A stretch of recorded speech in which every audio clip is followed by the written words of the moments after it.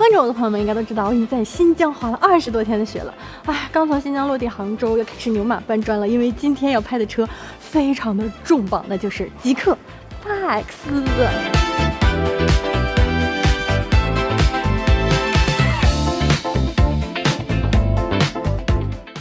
你们看，我们现在装备都没卸呢啊！我们一起来感受一下，现在这车能看内饰了。我们先来感受一下它这个后备箱的空间。我经常就是一个板包，然后再配一个大的书包。我现在深刻的意识到啊，拥有一个大5座的 SUV 是多么的幸福了。我完全不需要把后排的一个座椅放倒，牺牲坐一个人的这个空间。你看，我的好朋友们的板子直接往这一插，然后大家的包往里一丢，直接就可以关上。另外，它的空悬也可以配合我们去拿取重物，所以我们打开后备箱的时候，它有一个往下降的这个过程，这一点其实照顾的还是挺周到的。刚才提到了，大家都对大5座的需求其实蛮高的，它又要空间，还有它的性能、动力，还有它的安全性，最后要的就是它的豪华配置多。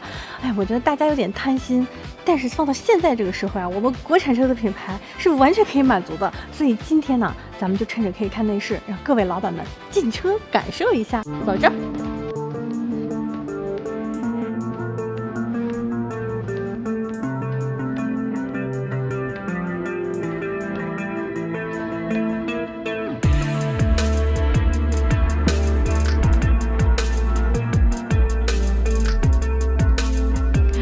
朋友们啊，这4个门全是电动的，还有电动脚踏、踩脚刹车，这个仪式感还有这个便利性真的是可以的啊！既然咱们说看内饰啊，我们就从头来看。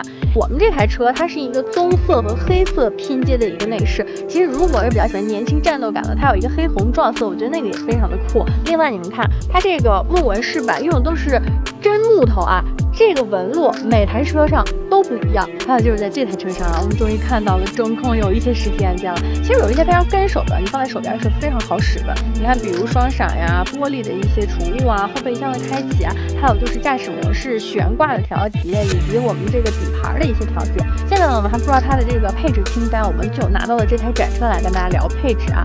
前面是16英寸的一个双联屏，而且它是3.5K 的 OLED， 其实显示的画面非常细腻，而且超级跟手。你别说这前2块大屏幕了，其实在后方的这个小的中控屏上，它的那个细腻程度，我觉得做的都是非常可以的。所以我觉得极氪就是每次出新车都会给你一些的惊喜。我不知道你们能不能感受得到，我坐到这个车上其实还有很多的这种兴奋感的。还有这个音响，这个 NAM 的音响目前只有2个车上用。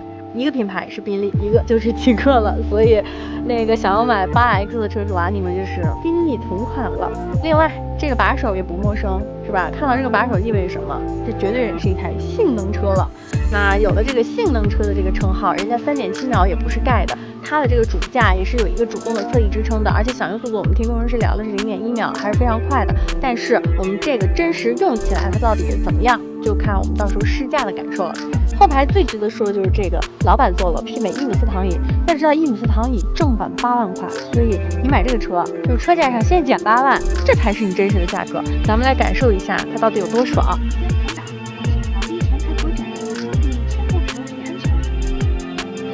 全部都是联动的、电动的。你看它前排已经尽可能往前挪了，然后我的这个腿部已经升上来了，然后等一下连这个脚踏板也是电动的，都可以抬上来。然后工程师也解释了为什么不做零重力的座椅啊，因为零重力你的脚其实还是在下方的，这个脚作为这个血液循环的末端，其实把它抬上去反而会更舒服。所以我现在就可以好好的躺在这里了。嗨呀，打开座椅按摩。好爽啊！我觉得滑完雪，哎，就这么躺着先休息休息，然后我的司机在前面开车，这该是一个多么幸福的旅程呀！谁说滑雪必须得吃苦呢？有了一个大5座，真的就不用吃苦了。我怎么拍一辆车爱一台车呀？但是我不得不说，这个车的功能真的非常的豪华。首先，这个座椅它是一个 Nappa 真皮的，另外就是它这个座椅按摩特别的给力，就是连屁股下方都是有的。另外就是它这个座椅啊，其实我们单独去调节的话，它这个前后你看可挪的范围非常的大，我甚至可以把这个座椅继续躺倒。哦，这是最低了，真的是一个非常躺平的一个状态了啊！我觉得这个虽然是一个5座 SUV， 但是现在你看我躺在这里，这个空间可以媲美一下 MPV 了，你们觉得呢？嘿，伊娃来了，打开后排娱乐屏，智慧屏展开了。它这个后排娱乐屏是这种吸顶的，而且是17英寸的 OLED 屏，包括你看，它其实是可以触控的，然后也可以用这个小遥控器，甚至你可以用语音来控制它。另外还有一个配置就是这个冰箱，摁一下，哇，它是有一点阻尼感的。然后里面现在放了8瓶水。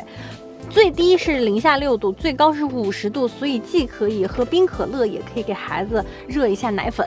包括后排左右2个位置，它全部都可以控制这个自装帘，包括这个天幕，你看全部都可以控制。